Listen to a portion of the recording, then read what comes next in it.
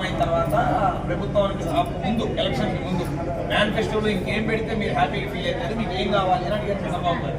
అడిగితే సార్ మాకు ఎప్పటి నుంచో ఉంది, తిరుపతికి ఎలా అయితే పట్టు వస్త్రాలు ఇస్తారో బ్రహ్మోత్సవాలకి, కనకదుర్గ అమ్మవారికి ఎలా అయితే పట్టు వస్త్రాలు ఇస్తారో, మాకున్న ఏకైక కులదేవత ఏ కులానికి లేదు అమ్మవారు ఆత్మార్పణం చేసుకొని విశ్వమాతగా ఆవిర్భవించిన రోజు మాఘశుద్ధ విజయ రోజు.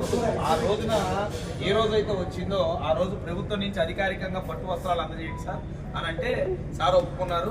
ఒప్పుకోవడమే కాకుండా రేపు 31వ తారీఖు స్వయాన మన గ్రామానికి ముఖ్యమంత్రి చంద్రబాబు నాయుడు గారే వచ్చి ఇక్కడ పట్టు వస్త్రాలు సమర్పించబోతా ఉన్నారు.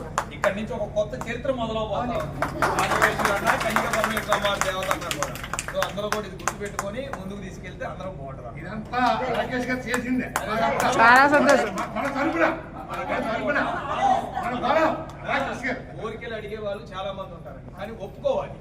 నేను అడిగాను, అది పెద్ద హృదయంతో ఒప్పుకుంది చంద్రబాబు నాయుడు గారు, లోకేష్ గారు, పవన్ కళ్యాణ్ గారు. అసెంబ్లీలో కూడా మాట్లాడారు దీని గురించి. అసెంబ్లీలో మాట్లాడారు, కేబినెట్ లో మాట్లాడారు, జీవో ఇచ్చారు. ఇప్పుడు ఉన్న ఫలంగా 4 రోజుల నుంచి జిల్లాలో అధికారులు, రాష్ట్రంలో జనం, టీవీ ఛానల్స్ అన్నింటినీ చూస్తున్నాయి. అసలు ఏంటి కన్యకా పరమేశ్వరి దేవి, అసలు వాసవి మాత ఆవిర్భావం అంటే ఏంటి అని తెలుసుకుంటున్నారు. అందుకే మనం కూడా ఏం చేస్తున్నామంటే అండి, ఆ రోజు నుంచి అసలు అమ్మవారి చరిత్రను రకరకాలుగా మనం చెప్తా ఉన్నారు.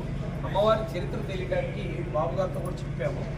ప్రభుత్వం తరఫున ఆర్యవైశ్య కార్పొరేషన్ చైర్మన్గా మనం ఉన్నాం కాబట్టి అమ్మవారి చరిత్రను కూడా ఒక వీడియో రిలీజ్ చేస్తాం. ఒక 10 నిమిషాల సెకండ్స్లో 10 నిమిషాల యానిమేటెడ్ వీడియోను కూడా జనాలకు అర్థమయ్యేలాగా, మన పిల్లలకి చరిత్ర, అమ్మవారి చరిత్ర తెలిసేలా కూడా ఒక వీడియోని సింపుల్గా కూడా రిలీజ్ చేస్తున్నాం. సో అందరూ కూడా మన పిల్లలకి, కుటుంబ సభ్యులకి 102 గోత్రికులు ఉన్న ఆర్యవైశ్య కులం యొక్క గొప్పతనం, అమ్మవారి ఏంటి అనేది తెలియజేయండి. చంద్రబాబు నాయుడు గారు రేపు అడుగు పెట్టిన దగ్గర నుంచి దీని సిస్టమ్ అంతా మారిపోద్దని మరోసారి చెప్తాం.